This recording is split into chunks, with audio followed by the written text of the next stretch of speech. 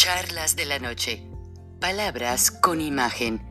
El análisis de los acontecimientos que influyen en nuestra vida con el periodista Francisco Durán Rosillo.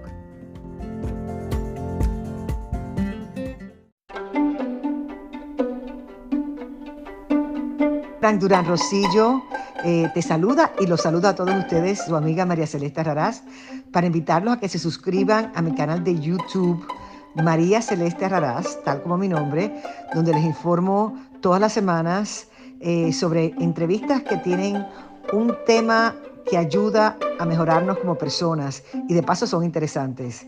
Las pueden encontrar en mi canal de YouTube, así que los espero. Y se suscriben gratis.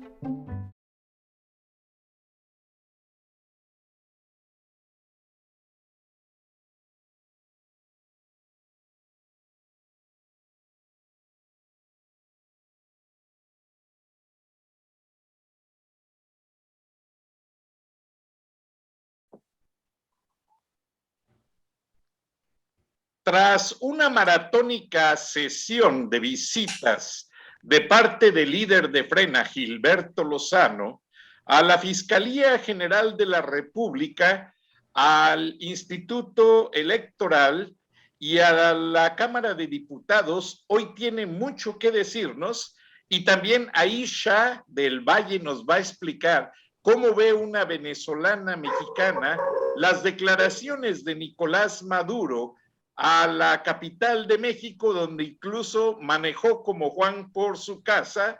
Buenas noches, Gilberto, Aisha, Rogelio Ríos Serrán, analista del Colegio de México. Bienvenidos todos. Gilberto, ¿cuál es tu agenda del día de hoy? Bueno, pues Francisco, un saludo a mis compañeros de micrófono, pues aquí quitándome el saco porque ha sido intenso.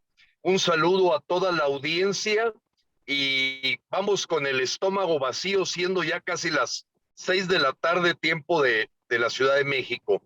Miren, efectivamente lo primero fue pues ir a recoger con el abogado defensor, en este caso de la denuncia penal que tengo por parte de López Obrador, por amenazas, pues 47 páginas más. Digamos que eso es lo menos relevante para el público en general. Recordemos que la forma de atacar de este dictador, pues es querer acallar las voces de los mexicanos, pues usando la Fiscalía General de la República. Entonces, hoy recibí 47 páginas más, porque el próximo 1 de octubre a las 2 de la tarde es la siguiente audiencia que se le llama de imputación de los delitos que la FGR, ahora bastante famosa por el descrédito que ha ganado Alejandro Gertz Manero, pues bueno, me enfrentaré a un juez federal con estas imputaciones y empezaremos la defensa. Lo relevante es lo siguiente, compañeros y audiencia, es este documento. Este documento que es el primero que con los cambios a la ley de juicio político y con una nueva Cámara de Diputados, hoy se presentó por parte de Frena. Voy a tratar de ojear, pero son 84 páginas que ustedes tienen la primicia. Aquí viene el sello, a ver si se alcanza a ver. Sí, se ve. Recibido el 24 de septiembre por la Secretaría General de la Cámara de Diputados, lo que es una denuncia de juicio político contra el presidente de México, que se fortalece con 22 anexos en donde se describen los delitos graves a los que puede ser procesado el señor López Obrador por una nueva Cámara de Diputados. La Dirección General Legal de la Cámara de Diputados nos recepcionó el documento, revisó los anexos y nos dio el sello pidiendo ratificar en 3 días hábiles esta denuncia de juicio político. ¿Qué sucede en una denuncia de juicio político? Que también reiteró el licenciado Pichardo, que es el director general de la Unidad Legal de la Cámara de Diputados, históricamente en hacer una denuncia de juicio político con las nuevas reglas de juego y con esta legislatura. Uno, evidentemente la denuncia incorpora todos los elementos probatorios de la liberación del Chapito. Dos, la frivolidad, superficialidad e inhumanidad con la que se atendió la pandemia. Tres, todos los elementos probatorios del desabasto de medicamentos para niños con cáncer y para enfermedades crónicas degenerativas, que ante una amenaza de corrupción en el sistema de abasto de medicamentos, pues una cosa es que lo desmanteles y otra es que no lo hayas echado a volar, y después de 3 años seguimos sufriendo la escasez de material médico, de equipo médico y de medicamentos que no ha sido resuelto. Y lo digo con los pelos de la burra en la mano, en el mismo Monterrey, porque en este momento me encuentro en camino al hotel, pues a comer realmente, dentro del tráfico inmenso de la Ciudad de México, viniendo del INE, y quiero decirles que este asunto es un asunto nacional. Los médicos empiezan a tener grandes quejas por esa falta de medicamentos. Cuarto, punto relevante de este juicio político es la estrategia de una presunta complicidad y colusión con los cárteles del crimen organizado en esta estrategia de abrazos que nos lleva a tener 17 ciudades mexicanas entre las 50 más peligrosas del mundo, adicionar al super récord de más de 100,000 asesinatos en esta gestión de López Obrador y la ganada de terreno por los carteles del crimen, que se ve adornada con la presencia del capo del cartel de los soles en Venezuela, que es Nicolás Maduro, y que ya empieza a reflejar que López no es solamente un criminal confeso nacional, sino que hizo caso omiso, cosa que aquí se incorpora a las órdenes de aprehensión que tiene Nicolás Maduro, y estoy seguro que Aisha tendrá más profundidad en este tema, porque hay diplomáticos bolivianos que lo han atendido con mucha escrúpulo, con mucho detalle, con mucha precisión. Entonces, eso fue lo que ocurrió, y la apuesta que tenemos frena es que se forme una subcomisión de averiguaciones dentro de la Comisión de Justicia de la Cámara de Diputados. En este momento se están peleando las comisiones de la Cámara de Diputados. Fue muy abundante y generosa la información que nos dio de lo que está pasando hacia adentro de la Cámara de Diputados el director general de esta unidad jurídica, hablándonos de que definitivamente está la rebatinga, porque Morena, a pesar de tener mucho menos diputados, pues pretende quedarse con las mismas comisiones legislativas que le dan pues un poder adicional a sus 202 diputados. Por último, después de haber ya recepcionado oficialmente el documento, en donde vuelvo a presentar aquí los sellos que reflejan la entrega de la denuncia de juicio político, ahí viene la redacción, y explica también la entrega de 22 anexos en un USB y 84 fojas que reflejan gráficas, enlaces que van dando las documentales públicas y también privadas de los delitos de López Obrador. Bien, de ahí nos pasamos al INE, y este es un tema fundamental por lo que estamos viviendo los mexicanos. Observamos en el licenciado Roberto Cardiel, ejecutivo que reporta a la dirección ejecutiva del INE, una voluntad política de que va porque va la revocación de mandato. Que este 30 de septiembre los lineamientos ajustados del formato que va a sacar el INE se harán presentes y casi seremos los primeros en recibirlos, porque entienden que Frena es la única organización de la sociedad civil que de manera orquestada y organizada, ellos ven con buenos ojos el avance de los preregistros que tenemos. Dicen que sin duda eso va a eficientar mucho el proceso, y que será en una reunión con el equipo técnico, me refiero al equipo de sistemas, el cómo vamos a migrar esa información y completarla para convertirse en un registro. Dato importante para todos los paisanos que están fuera de México. Podrán participar en la revocación de mandato con voto electrónico, Frank. Ah, Eso maravilloso. ya es un hecho.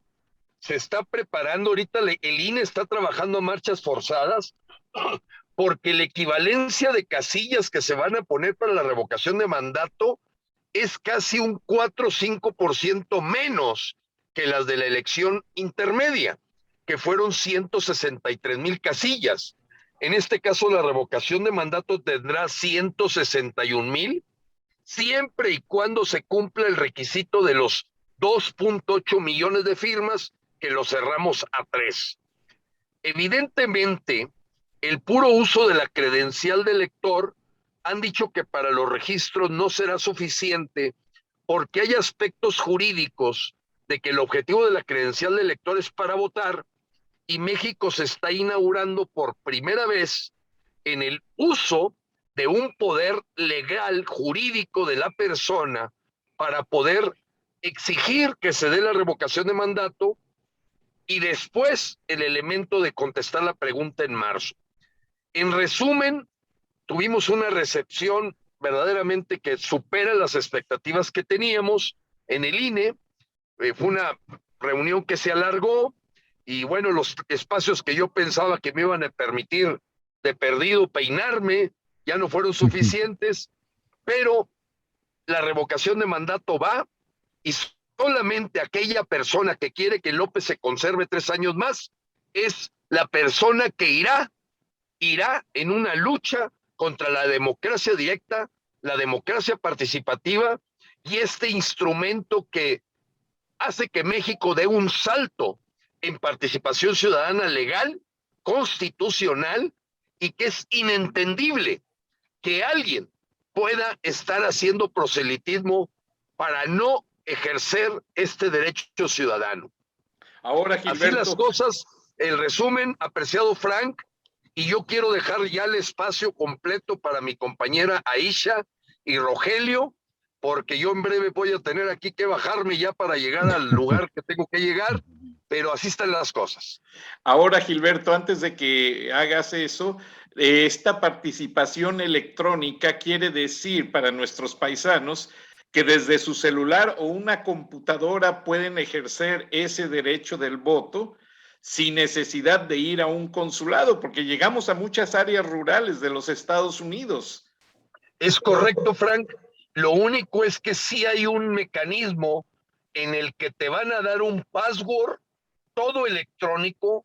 No va a haber que mandar papeles a México ni al consulado. Directamente tú en el INE vas a tener una interacción para que te den el equivalente al fiel o la clave única, etcétera. De tal manera, Frank, que tú desde tu oficina, desde tu casa, vas a poder obtener ese password que te permita hacer el voto electrónico directamente hacia la base de datos del INE. Así está estipulado y eso sí está totalmente planchado ya. Maravilloso, Gilberto, gracias. Aisha, ¿qué opinas de la visita del dictador? Porque no se le puede llamar presidente, la elección no fue clara. Nicolás Maduro a la Ciudad de México, donde ya se manejó como Juan por su casa. Buenas tardes, saludos a todos. Mira, a mí me afectó mucho la llegada sorpresiva, porque a pesar de que, como tú bien lo comentaste, ya se sabía que iba a venir, pero normalmente en los países ellos tienen que pedir, al menos en Venezuela funciona así, tienen que pedir permiso al Congreso, en este caso venezolano, a la Asamblea Nacional, para poderle dar la salida a Nicolás Maduro. Eso lo hicieron en clandestino y por eso es que fue una sorpresa que apareció como lo que es una rata, ¿no? Apareció en la noche, 10:30 de la noche, nadie sabía y fue un boom, ¿no? Entonces, obviamente, eso solamente demuestra la alianza que el presidente López Obrador tiene con los dictadores latinoamericanos. Para todos los venezolanos fue desagradable, sobre todo los venezolanos que estamos aquí en México, porque nos afecta la presencia de ese dictador y sobre todo que sabemos que está buscado por la DEA. O sea, la cabeza de Maduro cuesta $15 millones. dólares, perdón. ¿Y cómo es posible que México haya recibido a ese narcodictador como un rey? De por sí, si ves un video que anda por allí rondando de TikTok, grabado por Nicolás Maduro, él mismo indica que fue tratado como un hijo, ¿no? Aquí en México, que fue amado y querido, y llegó a Venezuela diciendo esa barbaridad. Obviamente, lamentablemente, nuestra gente en Venezuela no tiene acceso a la información. Es impresionante lo aislado que mi gente en Venezuela está, y ni siquiera estaban enterados de realmente. Y me preguntaban, Aisha, ¿es verdad que en México fue recibido con bombos y platillos al dictador? Y digo, por parte de López Obrador y su cúpula de comunistas, sí, pero el pueblo mexicano repudió tanto la presencia de Maduro como la de Canel. Entonces, para mí fue sumamente desagradable y sigue siendo una demostración de lo que siempre he dicho, llevo años diciéndolo, que lamentablemente López Obrador quiere implementar aquí la agenda chavista y cada día más se demuestran los nexos que tiene con estos dictadores latinoamericanos. Gracias, Aisha. Rogelio, como analista, ¿hacia dónde va México con esa participación de la CELAC en lo que no fue más que una pasarela por repudiados dictadores que muchos gobernantes no asistieron, Brasil, Argentina y Chile, y que otros que sí fueron, como Uruguay y Paraguay, les rechazaron, les pintaron el feo? Mira, qué buena cuestión planteas. Yo te diré brevemente que es una especie de barco sin rumbo, barco a la deriva en el océano, sin tener una idea precisa el capitán de hacia qué ruta navegar.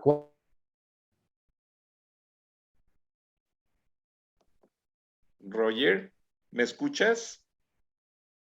Roger. Se le perdió la señal. Gracias. Continúa, Aisha. Déjame ver qué pasa con Roger. Lo hacen. Roger, te perdimos unos segundos. Ya está. Ya te iba a sustituir. Sí. No asistió el presidente, como es su costumbre, a estos grandes foros internacionales. Envió a Marcelo Ebrard. Y de lo que me decepcionó bastante es que si después del evidente fracaso que resultó la CELAC, por lo menos hubiera habido algún indicio de una leve rectificación en el rumbo. No es así. Se insiste en ese mismo rumbo de asociación y defensa y partnership, como dirían en Estados Unidos, con venezolanos y cubanos, con los gobiernos dictatoriales y autoritarios. Eso de pararse en la ONU a exigir que incluso haya para Venezuela, haciendo los buenos oficios para un tercer país, cuando por otro lado, desde foros internos y funcionarios del mismo gobierno, no desaprovechan la oportunidad de criticar a los Estados Unidos queriendo quedar bien con su jefe, el presidente López Obrador, y cuando está en curso todavía están tratando de desactivar en la frontera con Texas el gobierno federal de Estados Unidos esta bomba que se les vino encima con tantos haitianos. Una declaración muy importante el día de hoy del señor Mayorkas, Alex Mayorkas, que preside el Homeland Security, el Departamento de Seguridad Interna, y dijo muy brevemente, estamos investigando este gran movimiento, esta gran concentración de personas, todas provenientes de un solo país, en este caso Haití, y todas concentradas en un solo punto para cruzar la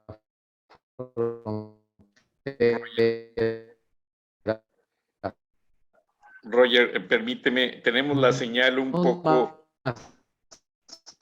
Lo que diré es que viendo su gobierno con muchos temas no se dan, cómo llegó tanta gente exactamente a ese punto y exactamente al mismo tiempo, y qué casualidad todos ellos haitianos. Con esto quiero decir que siguen los puntos y las áreas de fricciones profundas con los Estados Unidos. Y por otra parte, para ceder la palabra, me dio mucho gusto, por voz de Gilberto Lozano, escuchar que está dando ese gran paso, no solamente de haber escuchado el INE, este afianzamiento ya del revocatorio y de la posibilidad de que voten los paisanos, sino el documento que presentaron de juicio político en contra del presidente López Obrador. Es necesario ya empezar con acciones concretas como esta, porque el endurecimiento del gobierno de López Obrador es evidente. Esta embestida judicial, ya no solamente contra periodistas, ya no solamente contra activistas o ciudadanos que que participan en movimientos sociales, ahora contra los científicos y académicos más prestigiados de México, tratando de ensalzarles, endilgarles absurdamente un estatus equiparable al de narcotraficantes. Creo que ya es necesario pasar de las palabras a los hechos, de los discursos a las acciones y empezar a preparar lo que es la defensa de la sociedad mexicana, que tiene varios frentes, que tiene varios, digamos, campos de debate. Pero si no salimos de la pasividad y el tradicional del mexicano, de estar recibiendo golpes sin contestarlos, de estar viendo, porque hay evidencia documental de cómo soltaban a Ovidio Guzmán, yo todavía de veras lo repito tanto. Roger, disculpa que me interrumpa. Estamos teniendo muy baja percepción de tu señal. Permíteme y le doy la voz a Isha para que ella nos diga si en Venezuela se veía. Roger. No se hay una con esos hechos a semejanza que se hacen. Y ahí lo de gusto que se estén ya tomando los pasos concretos para...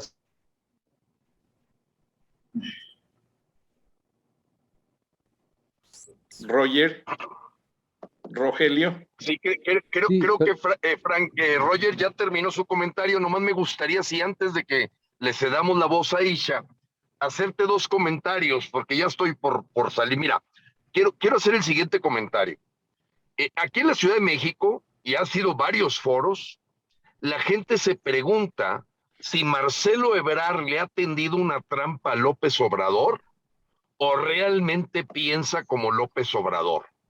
O sea, porque la forma en que le explotó el asunto de que resulta ser un criminal Nicolás Maduro, de la forma en que embistió a los Estados Unidos y luego va y les pide vacunas, o sea, todo contradictorio, como que no puede caber en una cabeza que pueda estar funcionando más o menos bien, a menos que sea una terquedad, pero aquí la gente se pregunta de si no le estará jugando una trampa y un truco Marcelo Ebrard por esta verdadero ridículo y fracaso y hasta potencial exhorto complicidad que la ONU le pueda marcar a López por haber recibido una persona con orden de aprehensión internacional y señalado por la Corte Internacional Penal de La Haya. Me refiero a Nicolás Maduro. Y en el caso de la presencia del otro dictador, Díaz-Canel, pues que también ya es secreto a voces de un dictador asesino. Entonces, yo quisiera complementar en esto que menciona Roger de asuntos concretos, es que nosotros este juicio político se lo vamos a difundir a todos los 224 diputados de oposición para que hagan que las cosas sucedan en esta subcomisión de averiguaciones que esperamos se formen para actuar desde el punto de vista legal contra López, además del asunto de la revocación. Perdón por haber interrumpido, pero ahora sí ya estoy aquí un poco fuera de línea.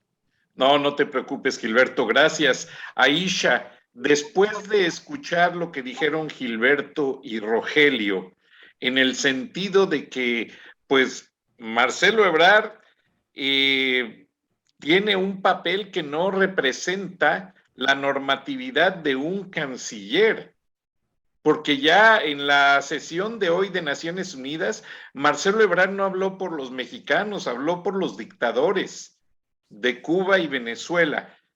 Tu opinión y la de muchos venezolanos que te ven, te escuchan y con quienes hablas a diario. Fíjate que yo pienso que la presencia de esos dos dictadores, en especial desde Venezuela, fue una provocación de Andrés Manuel López Obrador para decir sí los apoyo, sí creo en estos dictadores y para allá voy yo. O sea, el pueblo mexicano que no haya visto esa certeza en la actuación de López Obrador al invitar, porque él sabía lo que iba a provocar, él sabe que esos dos dictadores son repudiados en el mundo, eso no es secreto. Y más en el caso, como lo dice muy bien Gilberto, de Nicolás Maduro, que es buscado por Estados Unidos porque es un narcotraficante. O sea, está denunciado por crímenes de lesa humanidad. O sea, él debería estar preso y, en efecto, como líder del Cartel de los Soles, junto con Diosdado Cabello y su combo, ¿no?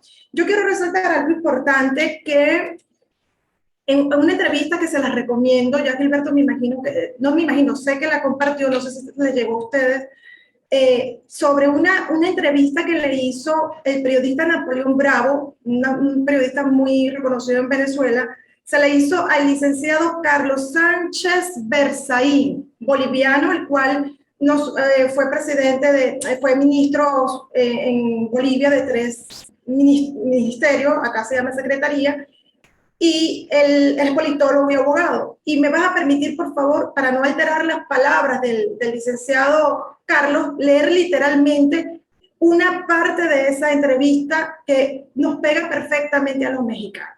Dice lo siguiente: esto se debe a que Napoleón le pregunta a este licenciado de qué opinaba de Bolivia, él como boliviano, qué opinaba de Bolivia, porque también en Bolivia hay una dictadura. Recuerda que aunque Evo Morales no está en la cara, pero obviamente se supone que es el líder de ALCE.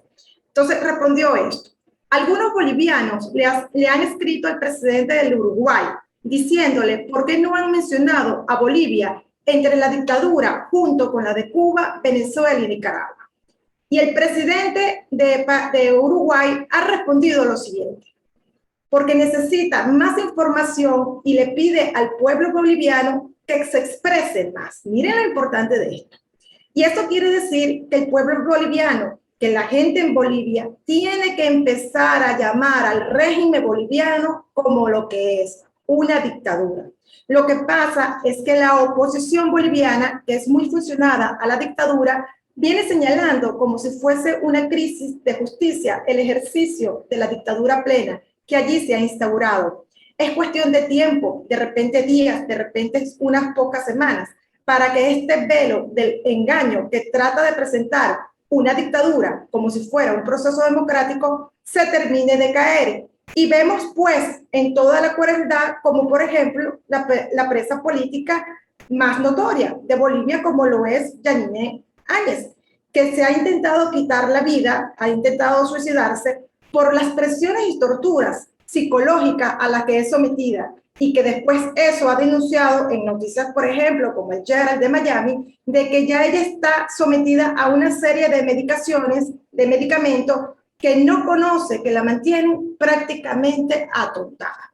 ¿Por qué resalto esta parte del discurso, de la respuesta de lo que dijo este señor en la entrevista?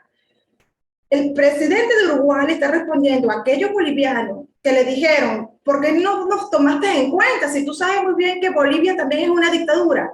Y el presidente de Uruguay le dice: a ver, ¿y cómo sé si es una dictadura si ustedes están tranquilitos? Si ustedes no están defendiendo su patria.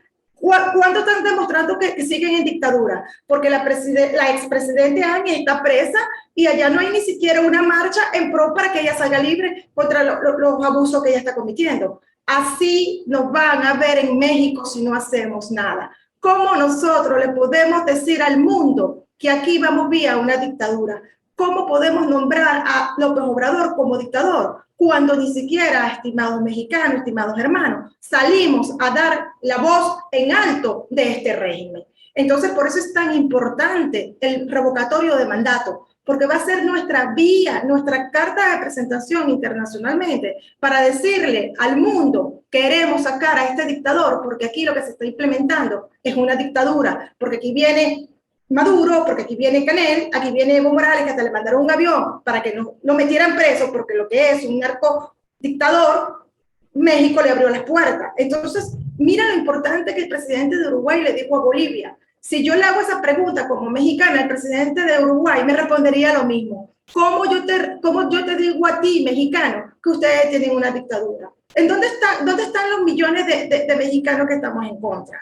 ¿Dónde están? Estamos proponiendo un revocatorio de mandato, que es una herramienta constitucional ciudadana, y ni así quieren creer en ella porque aparentemente es trampa.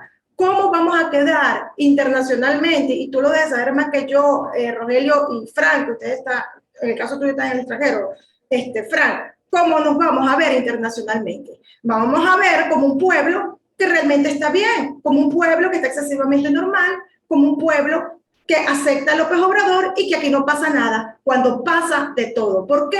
Porque hay una gran parte de mexicanos callados, hay gran parte de mexicanos sumisos, hay gran parte de mexicanos tolerando todos los abusos que este señor está llevando y sin embargo ni siquiera se motivan a preregistrarse para participar en un revocatorio de mandato para sacar a alguien. Entonces, esto nos tiene que llenar de conciencia, esta respuesta del presidente uruguayo, los bolivianos, porque a nosotros nos va a pasar. Entonces, si no salimos con los 3 millones de preregistros que necesitamos, si no salimos con el revocatorio de mandato a sacar a López Obrador, a futuro no vamos a tener base para quejarnos de que estamos en una dictadura. Completamente de acuerdo. Roger, disculpa, perdimos tu audio y tuvimos que reajustar. Gilberto nos sigue escuchando, pero pasó a ser un movimiento del vehículo a un lugar cerrado. ¿Qué te parece lo que nos dice Aisha? Es cierto, tú estás en México y yo siento mucha renuencia, mucho en lenguaje mexicano, mucho valemadrismo, una actitud que a lo mejor Aisha no me entiende la palabra, y me disculpo por mencionarla, pero el mexicano no sale, y mucha gente también aquí en Estados Unidos lo comentan, hay mucha gente que no quiere salir de su zona de confort. Mientras tengan el juego de fútbol el domingo y el sábado, tengan sus cervezas, su carne asada con los amigos, su momento de esparcimiento, el trabajo, la salud, y no tengan problemas para desplazarse al trabajo, para ellos todo está bien, todo está normal y lo demás no les importa, aunque afuera de su colonia haya un cinturón de miseria, como se expone en muchos lugares de la Ciudad de México. ¿Qué opinas tú como analista internacionalista, Rogelio, de que México no está alzando la voz? No está alzando. Ajá. Es cierto, es verdad. Y recuerdo en este momento que creo que no ha cambiado esa cifra mucho, no se ha actualizado tal vez, pero no más del 5% de la población adulta de México, y creo que me estoy yendo alto, y recordaba que la cifra era alrededor de un 3%, participa ya no digamos en partidos políticos o en actividades políticas formales, actividades cívicas, asociaciones de vecinos, organizaciones para ayudar a personas vulnerables, filantropía, acción social, incluso yo creo que hay más participaciones en las misiones de las iglesias cuando se van a las rancherías, a las partes de la sierra, y llevan en los veranos o en los fines de año hasta juguetes de Navidad para los niños más pobres de esas zonas. En general el mexicano es así, muchos lo han tratado de explicar en el sentido de que somos herederos de un régimen que durante décadas deliberadamente nos mantenía apartados de la política, separados de esa dimensión en la cual parecían moverse nada más unos pocos iniciados, y estoy hablando desde el nivel de presidentes municipales, diputados, senadores, gobernadores y presidente de la República. Entonces, algo de eso hay todavía, persiste, por supuesto, en amplios sectores de la sociedad mexicana. Pero también por otra parte, y conforme las nuevas generaciones se educan en otra cultura política, en ejemplos de activismo y de ayuda a las demás personas, y en ejemplos de crítica al gobierno, a las autoridades. Antes era muy mal visto criticar a las autoridades en aquellas épocas del autoritarismo más duro, del PRI, esta cultura política en que criticar a la autoridad, ya no se diga al señor presidente de la República, era prácticamente un sacrilegio, ¿no? ¿Cómo se atrevían? Había que respetar la investidura, como repite a cada rato López Obrador. Es una postura muy priista, es un dicho muy priista ese precisamente. ¿Cómo romper esa cultura política? Es complicado, pero las nuevas generaciones lo están haciendo. Te pongo un ejemplo. Están llegando desde el fin de semana pasado, desde el domingo 19 de septiembre, haitianos por varios cientos ya a la ciudad de Monterrey. Yo creo que ya rebasaron 1,000 personas por lo menos, llegando por autobús, por tierra, etcétera. Han abarrotado algunos de los refugios en el área del centro que están asociados a iglesias que ayudan a los migrantes. Y en un principio las primeras notas de los medios locales eran en tono de alarma, ¿no? La invasión de los haitianos, ahí viene.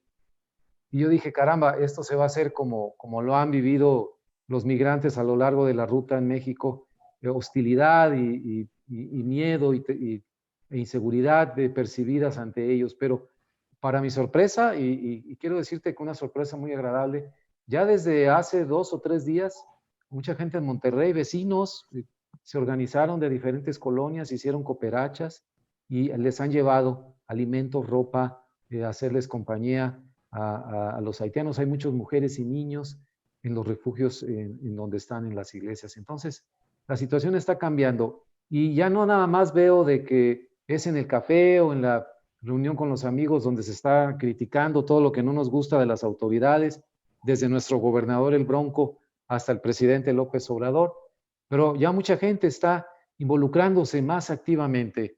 Si no es en partidos políticos, es en organizaciones de vecinos que disputan, por ejemplo, con fiereza, ¿no?, las autoridades municipales, de las proyecciones urbanas o los cambios urbanos que hacen las autoridades sin ton ni son, o políticas de los gobiernos estatales que también los afectan directamente. Entonces, está cambiando esto y yo por eso creo y veo con mucha esperanza que de aquí al año siguiente, el 2022, se van a dar una conjunción de varios factores, la revocación de mandato, por supuesto, pero la incisiva crítica a las absurdas políticas de este gobierno que, para concluir, era lo que me preguntabas, en la arena internacional nos está dejando con una imagen, no sé si se había, digamos, déjame utilizar esa expresión, caído tan bajo el prestigio internacional de México. No recuerdo yo, ni siquiera en las épocas de mucho activismo de Echeverría o de López Portillo, que eran personajes también así carismáticos y muy lengua suelta en el caso de Echeverría, pero su activismo estaba orientado, por lo menos en la época de la Guerra Fría, hacia esta tercera vía, el movimiento de no alineados, etcétera. Tenía más formalidad. Este activismo, si se le puede llamar así, de esta proyección hacia el exterior de México, parece que no tiene pies ni cabeza. Enviar al secretario de Relaciones Exteriores a pararse frente a la Asamblea General de Naciones Unidas a decir esta bola de exigencias y cosas bastante fuera de lugar, es no tener idea, y me extraña que Ebrard se haya prestado a eso, pero bueno, pues es que está ya bajo el mando directo y la subordinación casi total, ¿no?, de las políticas del presidente. No se haya respetado por parte de México la dignidad que debe tener una presentación ante la Asamblea General de las Naciones Unidas, donde desfilan todos los líderes mundiales. 2 días atrás estuvo el propio presidente Joseph Biden hablando en un tono muy interesante. Hay que revisar con mucho detalle lo que dijo en un speech de 20 y tantos minutos. Y por el estilo, quienes se han parado ahí, aunque recuerdo que alguna vez Hugo Chávez hizo una escenita ahí terrible en la Asamblea General de las Naciones Unidas, burlándose de George Bush, el entonces presidente de Estados Unidos, saltándose el protocolo, actuando con bastante vulgaridad. Pero así es, me duele, me da tristeza este ritmo que está tomando México en la arena internacional. Va a costar mucho trabajo después, para concluir, recuperar ese prestigio perdido. Gracias, Roger. Creo que tu cámara se mueve demasiado, pero sí, vamos a ajustarla. Aisha, en lo que se reencuentra Gilberto aquí en la producción, ¿tú has visto que los mexicanos de la zona donde radicas, que es una zona prominentemente López Obradorista, estén aceptando la ficha de cambio ante la revocación de mandato y ante la oportunidad de decir, bueno, es que no vemos para dónde va el señor, tenemos que hacer algo? Tabasco es un estado, obviamente, de López Obrador, pero sí hay satisfacción, no de gran población, porque sería hipócrita de mi parte decirlo, pero sí hay pequeños grupos que están alzando su voz, ¿sabes? Que se me acercan, ya me dicen, Aisa, sí, apoyo el revocatorio, dime cómo hago para registrarme. Pero quiero resaltar también algo que dijo Rogelio, lo de Ebrard. ¿Pero qué puedes esperar de Ebrard si violó la soberanía del país al traer al dictador Canel para dar un discurso el día de la independencia? ¿Qué se puede esperar de alguien que haga eso en su país? Un punto importante que me imagino que están informados, que López Obrador quiere cambiar. Imagínense lo delicado que es esto. Quizás el tema aquí es que lamentablemente, claro, para mí me lo tomo con la seriedad porque lo viví. Es como yo digo, como lo viví, lamentablemente a mí me toca a flor de piel. Dijo que iba a cambiar el artículo 33 de la Constitución. O sea, eliminarlo. Y en todo caso, de que no se pueda eliminar, que lo quiere modificar. Acuérdense que el artículo 33 es el que limita, o mejor dicho, prohíbe a los extranjeros hablar de política en el país. Ustedes saben lo delicado que es eso. Eso le está dando entrada a comunistas como Nicolás Maduro, como los comunistas cubanos, como Canel, su grupo, para poder hacer política dentro del país. Esto es grave. Entonces, cuando yo lo digo, la gente me dice, sí, Aisha, pero eso lo dice él, eso no lo va a poder. No es cuestión de que lo pueda o no lo pueda hacer. Ya lo tiene en el tintero y eso es algo que ya debería generar pánico. Insisto, si yo apenas tengo naturalizada 3 años en México como mexicana, tengo 6 años en el país y esto me duele, yo no puedo entender cómo el mexicano que nació aquí le están diciendo que le van a dar voz a los extranjeros para que decidan sobre la política de su país y aquí se lo tomen como si fuera cualquier cosa. Entonces sí es grave la apatía, sí me da esa apatía es el miedo que a mí me da acá en México, porque no puede ser que en el punto donde ya nos encontramos, de que ya este señor López Obrador está descaradamente apoyando a dictadores, que ya está hablando inclusive hoy, o sea, eso fue hace 2 días, ayer y hoy, de cambiar ese artículo en la Constitución. ¿Qué más pruebas quieren que si se deja 3 años o más? Eso es lo que va a hacer. Es mejor ponerle un parado a tiempo, señores. Es mejor ir a revocarlo en marzo y ya se elimina el problema, porque el problema es él como cabeza. O sea, porque aunque es un movimiento, la cabeza es López Obrador. Vamos a fijarnos en lo de Venezuela. Al salir Chávez, obviamente que el chavismo se debilitó. Lo que pasa es que obviamente en Venezuela están secuestrados todos los poderes y no hay mucho que hacer. Pero aquí no. Aquí todavía tenemos el INE, tenemos el Tribunal Electoral, parte del Tribunal Supremo de Justicia. Entonces tenemos muchísimo que ganar al revocar a AMLO a través del revocatorio. Entonces, que no vea acción, que estas cosas que a mí me indignen al mexicano como que lo toma a juego. De verdad, eso de corazón me preocupa. Y sí, mira, lamentablemente, aquí menos en el Estado, sí veo uno que otros focos de interés hacia el revocatorio. Pero la tendencia, obviamente, es que no creen en este proceso porque lo consideran una burla, lo consideran que es otra estrategia de AMLO. Pero es lamentable, Fran, y Rogelio y Gilberto, porque todo está en la ley. Mira, yo en estos días grabé un video y me tomé la Constitución.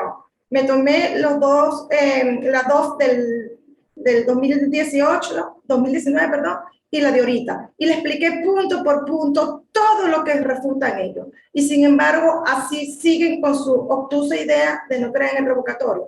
Mira, es fatal lo que está pasando. Y me duele, como mexicana que soy, que al mexicano nativo, en la mayoría, no le duele a su país, que está viendo cómo se lo están quitando, cómo le están quitando su democracia, cómo le están quitando la autonomía de su país y que no hagan absolutamente nada. ¿Sabes? Y esto sí me genera dolor, tristeza, frustración y rabia, porque tú dices, ya es hora, señores, ya es hora de despertar, ya no podemos estar adormecidos con tantas cosas que ya están pasando. Señores, es el momento de actuar, no es el momento de criticar por Facebook o por YouTube, no, señores, eso es chévere por un momentico, es momento de actuar con acciones contundentes como las que estamos llevando en Frena, hoy con lo que acaba de hacer Gilberto por el juicio político y con lo que ya tenemos tiempo impulsando, que es el revocatorio del mandato.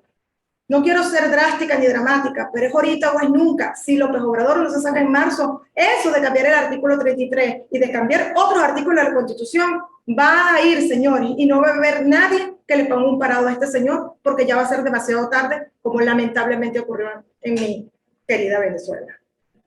Gracias, Aisha.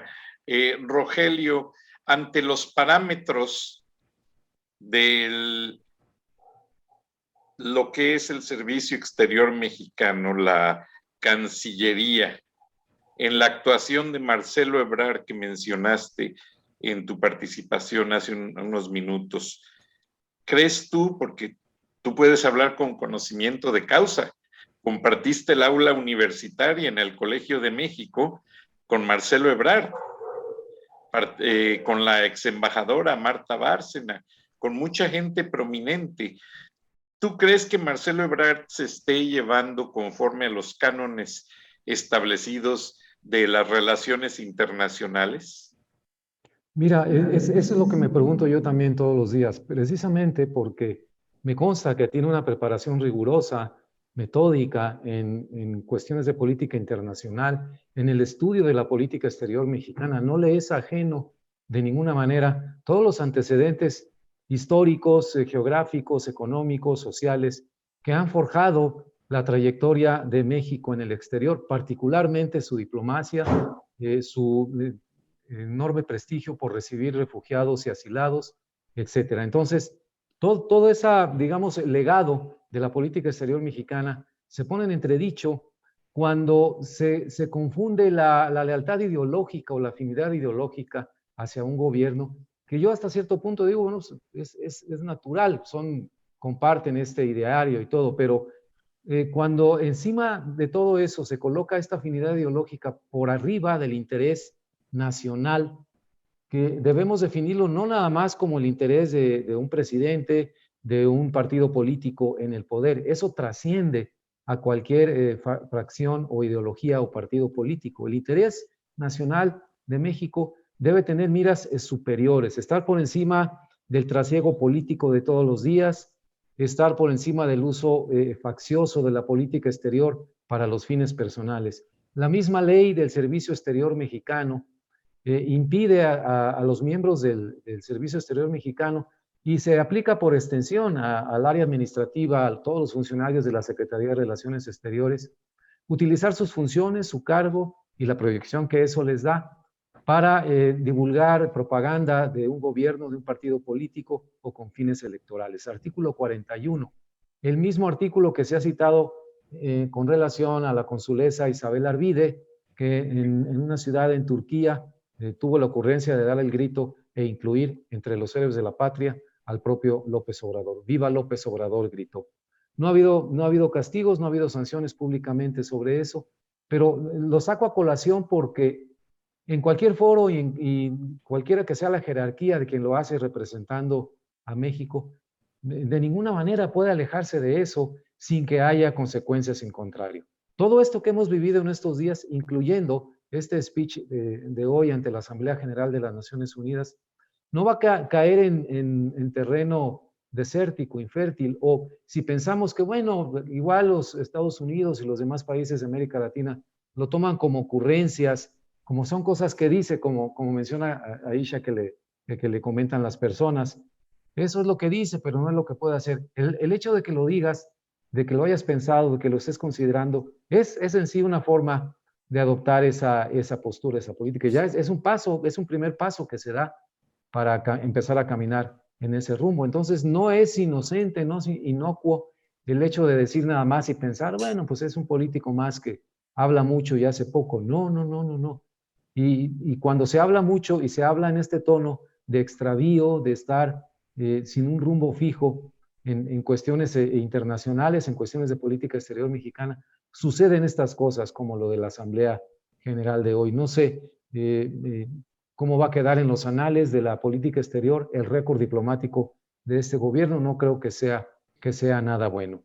Pero bueno, así están las cosas. Por eso es indispensable que la sociedad mexicana, que los mexicanos primero despierten ya de ese sueño, de ese letargo que nos mantiene los fines de semana entre el fútbol y las cervezas y los taquitos y las fiestas con los compadres, ¿no? Porque llegará el momento en que ya no se pueda hacer ni siquiera eso. Entonces, ¿para qué esperar al extremo, al límite? ¿Para qué esperar cosas más dramáticas y trágicas? ¿Para qué esperar que esta pandemia no acabe de controlarse en México? ¿Para qué esperar a que ya rebasamos la cifra de 100,000 homicidios en lo que va del sexenio en México? Que ya son cifras del sexenio de López Obrador. Y cuando esa misma cifra la habrían sumado en un sexenio completo, tanto Calderón como Peña Nieto. Entonces, eso nos dice la intensidad del desgobierno que estamos viviendo, la intensidad del dejar hacer, de no solucionar, de no abordar los problemas, porque están sumamente ocupados en sus cuestiones político-electorales. Es el momento de tocar la diana y despertar. Totalmente de acuerdo. Gracias, Roger. Y después abundaremos sobre ese artículo de la Ley Orgánica del Servicio Exterior, porque se me hace muy interesante de qué manera se está manipulando. Ahora, Aisha, ¿realmente tienes tú, dentro de tus comparaciones, dentro de lo que viviste en Venezuela con Hugo Chávez y Nicolás Maduro, y estás viviendo en México, ¿está ya totalmente vista la manipulación de Venezuela y Cuba sobre López Obrador? Totalmente, totalmente. Asusta porque aquí va más rápido y el año que viene va a estar López Obrador más radical con esta gente chavista. Va a millón. Cuando tocó el tema del artículo 33, mira, me erizó, porque yo digo, Dios mío, ni siquiera Chávez fue capaz de llegar a tanto. Me explico, jamás él tocó ese artículo porque si hay algo que se defiende en la patria, indiferentemente de, tú puedes a lo mejor tener vínculos, asociaciones, ayuda de otros gobiernos, como en el caso que Venezuela lo tiene con Cuba, pero ya cambió un artículo que tú le estés dando al extranjero, y te lo digo como extranjera, o sea, yo respeté a México a nivel de levantar mi voz mientras estuve como extranjera. Desde el mismo momento que yo me naturalicé, ahí me sentí confiada de poder alzar mi voz. ¿Me explico? Pero como extranjeros ninguno puede venir a nuestro país ni hacer política, ni hablar de política, ni atacar nuestra democracia. Entonces, esto no es para tomárselo a la ligera. Esto, lamentablemente, mira, hay algo que me extrañó muchísimo porque es un escritor que yo admiro y sigo mucho, ya que él apoya bastante la democracia, que es Vargas Llosa. En el año 2019, Vargas Llosa dijo bien claro que López Obrador iba por la dictadura perfecta, porque todos los pasos que López Obrador iba siguiendo eran los mismos que siguió Hugo Chávez. Ahora le hacen acá en México, Lore, una entrevista y dice que no, miren la incongruencia, que me extrañó mucho de él y por eso lo sacó a colación. Él indica que México no va a una dictadura, pero que López Obrador no se pierda de vista que lo que se quiere reelegir. A ver, entonces, ¿vamos o no vamos a una dictadura? ¿Te quieres reelegir y no vamos rumbo a una dictadura? O sea, ¿cuál incongruencia es esa? Entonces, lamentablemente, desconozco por qué Vargas Llosa tiene ahora esa posición, pero si él sabe y si hay alguien que conoce cómo funciona la dictadura, es Vargas Llosa, porque fue un crítico contundente de Chávez, de Maduro y de todas estas políticas dictatoriales.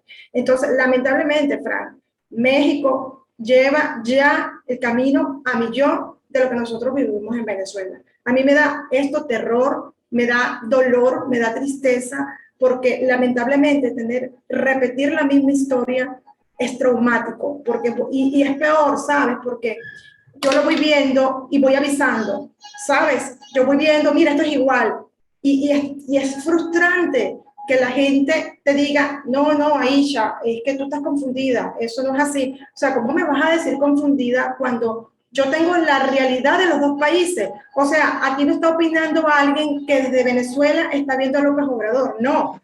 Es alguien que vivió esa realidad, que ahora está en México, que soy mexicana y que estoy viendo el parecido. Entonces, si con este testimonio tan contundente no creen, la pregunta hacia ustedes, mexicanos, díganme qué más necesitan saber para que se den cuenta de que es la misma historia más actualizada, repetida aquí en México de lo que se sucedió en Venezuela. Es desesperante, es traumático y ojalá, mira, yo seguiré, a veces no te creas que me agoto, ¿no? Porque estar explicando con tanto detalle es como revivir, ¿no? No es como revive lo mismo de allá. Pero lo seguiré haciendo, Fran, hasta que logremos despertar la mayor cantidad de conciencia y que puedan ponerle un remedio a tiempo a este cáncer que es la dictadura que va a implementar aquí López Obrador. Totalmente, totalmente. Y creo que la mayor frustración viene desde el momento en que no escucha a la gente. Es como cuando tratas de hacerle ver a una jovencita, perdona la comparación, yo lo llegué a ver con un amigo que tenía puras hijas y les decía, mira, ahorita no es el momento de andar con los novios, es el momento de estudiar, es el momento de aprender. Y me decía a mí, oye, qué difícil es para uno como hombre, explicarle a las hijas que en este momento, por muy enamoradas que estén, pues no es el momento adecuado para andar con los amigos, ya que el estudio, este es el único momento en la vida en que van a poder dedicarse al 100. Ahora, tú eres una dama muy madura, Isha, y piensas de una manera muy congruente. ¿Te has encontrado venezolanos renuentes que estén viviendo ya en México, que vean el mundo de la manera en que tú lo ves y que en algún momento te paren y te contradigan sobre tus puntos de vista? Por supuesto que no. Un venezolano que tenga dignidad, un venezolano que se respete, un venezolano que realmente haya vivido no solamente la dictadura, sino que haya sido miembro activo en contra de Chávez y de Maduro, no puede llevarme la contraria. ¿Sabes? Sería hipócrita y falso. Yo siempre he dicho, los venezolanos que están aquí en México, que no vean esta realidad, es que allá apoyaron la dictadura. Como también opino que los venezolanos, y se los digo aunque se molesten, y los venezolanos que están aquí en México, que ya están naturalizados mexicanos, que no alzan la voz, es porque también en Venezuela se callaron. Porque yo no puedo creer que haya un venezolano, que este país le haya dado tanto, sobre todo darnos libertad, darnos la posibilidad de trabajar y poderle al menos mandar para un plato de comida a nuestra familia en Venezuela, y que veamos que México va por este camino y no alcen la voz. Eso es imperdonable, y si soy radical con este punto de vista. Te voy a decir algo. Como saben, yo soy agente de seguros. Una compañera de agente de seguros me dice: Aisha, un cliente que tiene una amiga en Venezuela quiere mandarle dinero. Por favor, ¿puedes asesorarlo para que le expliques cómo se hace? ¿No? Porque es todo un show para mandar dinero a Venezuela. Yo soy claro, no tengo problema. El señor me llamó ayer y yo conversé con el señor y le digo, sí, sorprendente, ¿no? ¿Por qué me encantó este relato? Porque es alguien de aquí que lo está viviendo, que tiene una amiga en Venezuela y me dice: no, Aisha, mira, una mujer preparada, inteligente, profesional, pero bueno, aquí uno la ayuda porque tú sabes cómo está la situación allá. Yo no sé, no se preocupe. Entonces le expliqué lo que tenía que hacer para mandar dinero, ¿no? Entonces viene y me dice esto: no, Aisha, que quería saber tu opinión con lo que tú cambias, porque yo no sé si tú sabes, cuestión que no sabía Fran, Rogelio y Gilberto, que ya aquí en México, Artelectra creo que se llama, tiene una sede en Venezuela, y desde aquí le mandas dinero a los venezolanos a través de ellos. Banco Azteca, ¿sabes quién es la cabeza de Banco Azteca? O sea, imagínate el complot que tienen ambos gobiernos. Claro, esa es una vía que tiene el gobierno venezolano de lavar dinero. Estamos de acuerdo, porque obviamente nosotros por ley tenemos que mandarle dinero a nuestra familia. ¿Cómo lo hacemos? Si hay un control de cambio, si nuestras cuentas, te pongo el ejemplo mío, mi cuenta, yo no puedo utilizar mi cuenta en Venezuela, Frank, Rogelio y Gilberto. Yo tengo que mandar el dinero a que una amiga, ella lo baje de mi cuenta desde Venezuela y desde allí mande, porque yo estoy bloqueada, me explico cómo, y tienes que notificar, y se lo puedo demostrar cuando quiera para que ustedes que no estoy mintiendo. Si yo quiero hacer desde acá, yo tengo que notificar algo que dice notifica viaje. Entonces tengo que decir desde qué día hasta qué día voy a estar. No, un acoso, ni siquiera de tu dinero. Y te voy a decir algo peor. Una amiga me fue a hacer una transferencia en estos días de los Estados Unidos para acá, por negocio que tenemos. Cuando me hace la transferencia le digo, bueno, mira, no me está llegando la plata, ¿qué está pasando? Eso no es tan rápido. Y hoy vino a mi casa y me dice, Aisha, es que tengo un problema, el dinero lo tengo retenido. Me preguntaron si tú eras funcionaria de acá o eres funcionaria de Venezuela. A ese nivel de chequeo, cosa que no me interesa porque yo no me he negado, yo estoy de frente tanto en contra del gobierno de Maduro como el gobierno de López Obrador, pero para que tú veas cómo empieza ya a acercar, cómo empieza ya los acosos, y estamos apenas con 3 años de gobierno. Imagínense lo que va a venir para acá de que siga este señor. Entonces, mira, es grave la situación y te lo hablo con propiedad, Fran y Rogelio. Ustedes saben que no estoy acá para meter miedo. Lamentablemente, como yo digo, tienen miedo de dar el INE para registrarse. No, señores, miedo van a tener cuando no tengan que lo que le tengan que marcar como ganado, como lo hacen en Venezuela, para que te dé derecho a comprar lo que sea, un paquete de frijol de las bolsas Clark.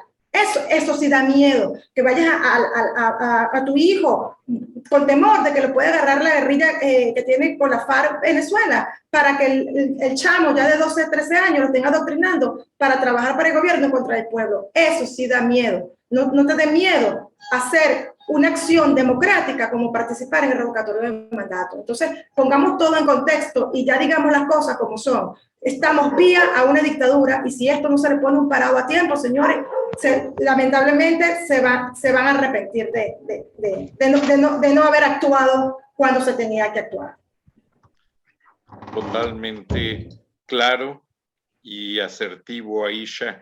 Mira, creo que Roger sigue teniendo problemas técnicos Sí, y Gilberto no nos pudo reconectar, pero gracias a Dios alcanzamos a tener una intervención con él y pues ya son 59 minutos con 27 segundos. Por primera vez no nos pasamos del tiempo. ¿Y algo que tengas en el tintero, Aisha, para cerrar?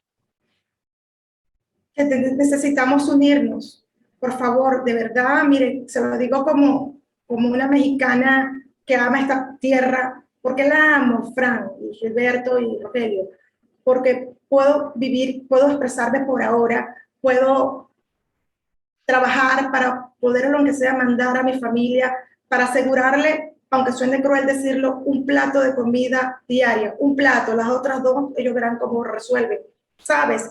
Por eso amo este país y yo no quiero que el mexicano pase por esta tortura que pasamos todos los venezolanos, tanto que están allá como que estamos acá, porque estamos divididos en dos, en la realidad que tienes que vivir en el país que te acogió, pero también en la realidad que vive tu familia en Venezuela, porque tienes por ley, bueno, no por ley, o sea, no por ley, pero tienes moralmente que ayudarlos porque lamentablemente están secuestrados. No permitamos, señores, que en México caiga en esto. Tenemos una oportunidad valiosísima, tenemos una herramienta democrática, participativa, la cual es legal, la cual es constitucional. No se dejen engañar por esas voces que quieren confundirlo. Sí se puede, sí podemos. Así que todos unidos vamos a preregistrarnos y en marzo de 2022 vamos a sacar a este clon de Chávez, llamado López Obrador, de la presidencia de México.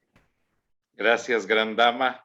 Nos honras con tu belleza y con tus grandes palabras que nos hacen razonar. Lamentablemente el tiempo nos apremia, pero nos escuchamos la próxima semana. Seguro que sí, muchísimas gracias. Aisha. Amén. Estamos todos unidos. Amén. Buenas gracias noches a todos. Les agradecemos el favor de su atención. Agradecidos con Gilberto, con Roger y con todos. Y Dios bendiga México, Dios bendiga Venezuela, hasta que bendiga a nuestros hermanos cubanos y a todo el mundo y que se resuelvan todas las situaciones conflictivas. Gracias y hasta la próxima.